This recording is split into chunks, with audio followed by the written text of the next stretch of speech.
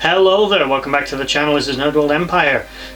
This episode is back into the Mirror Universe, the deep dark dive into the darkness in the mirror. This one on the Denobulan Doctor of the ISS Enterprise, Dr. Phlox. Before we get started, please like, share, subscribe and comment down below, and also hopefully I've remembered to link a playlist up here of all the Mirror Universe episodes I've previously done. Hopefully it's there.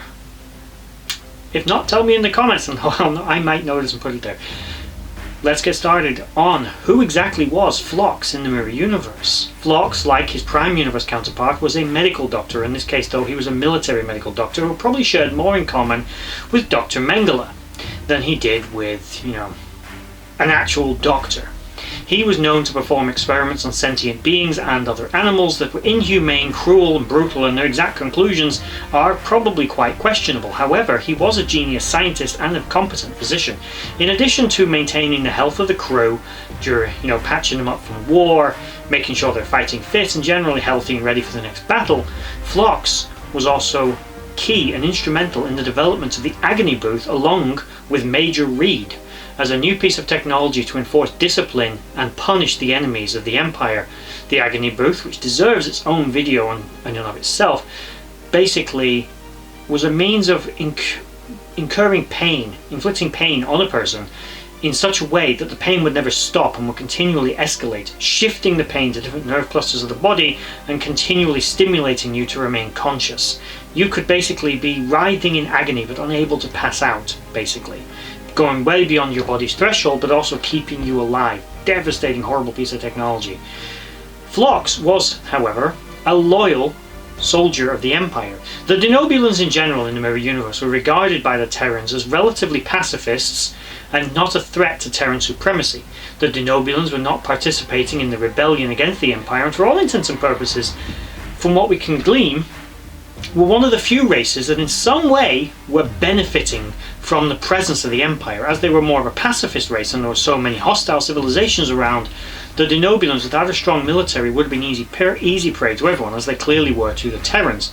But with the Terrans, as long as you behaved yourself, did as you were told, they left you alone for the most part. The Terrans seemed to get along perfectly fine with Phlox. They trusted him implicitly, and even Archer actually trusted his Denobulan doctor. Phlox was not necessarily the most trustworthy person.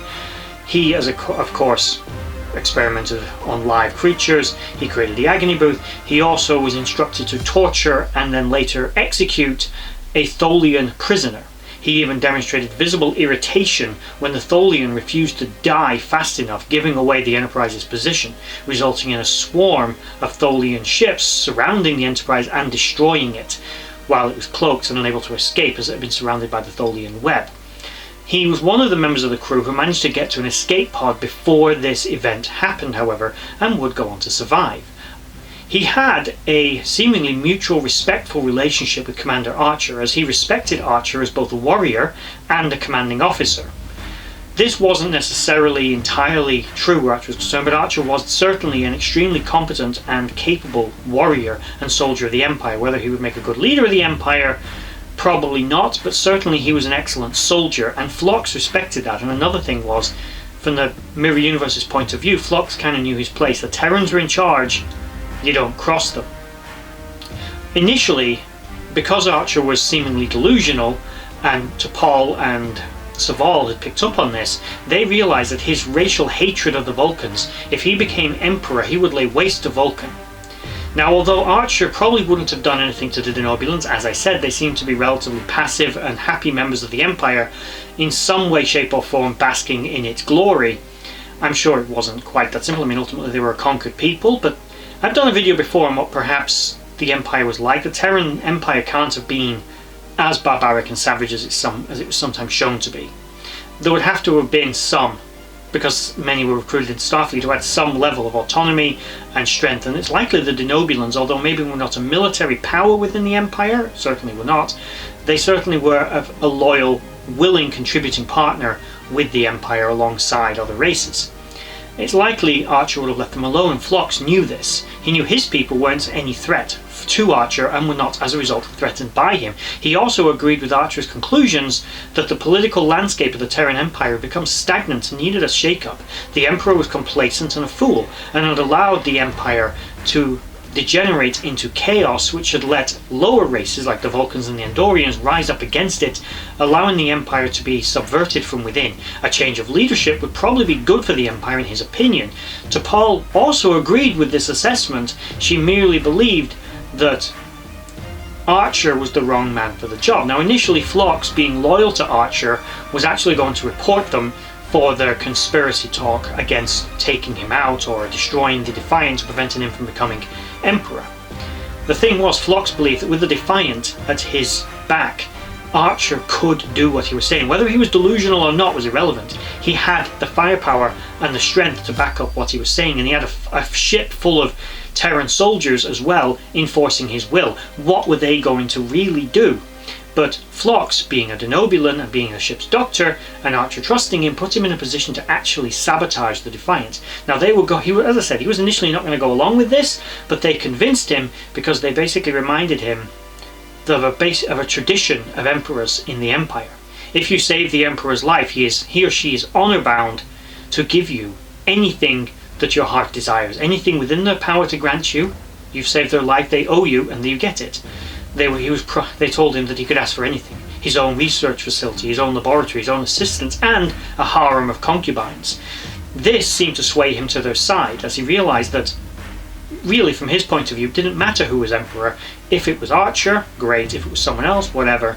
But if he was benefiting, then it was all the merrier. So he chose to side with them. Unfortunately for him, he was not an engineer. His sabotage went detected by Chief Engineer Charles Tripp Tucker III, who went to investigate what the hell was happening, found Phlox trying to sabotage a ship, beat the crap out of him, and then restored the ship. It's not entirely clear what happened to Phlox after this, however.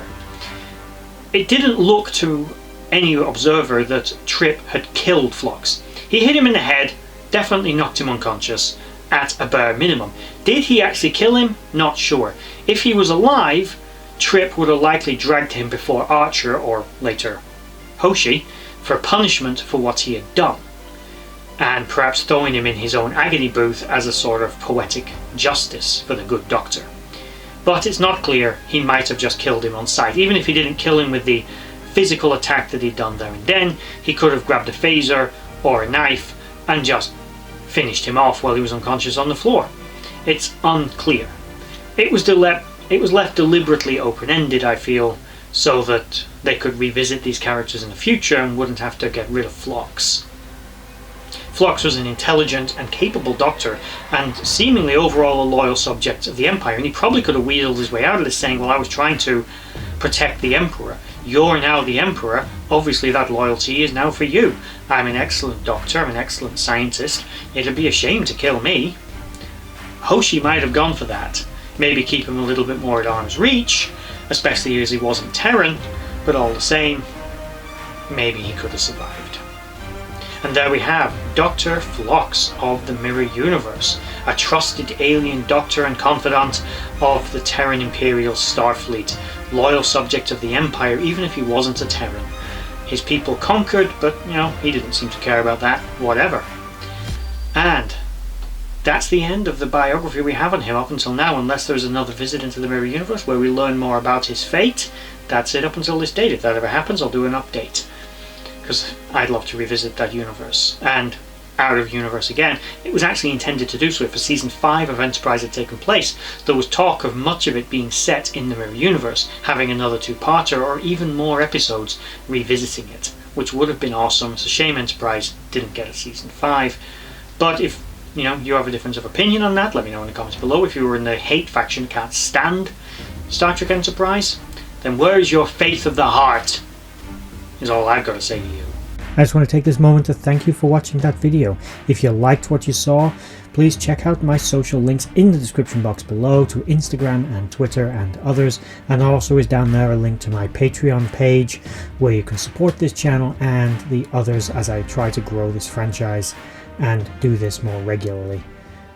If you made it all the way to the end of this video, thank you for watching, and bye bye.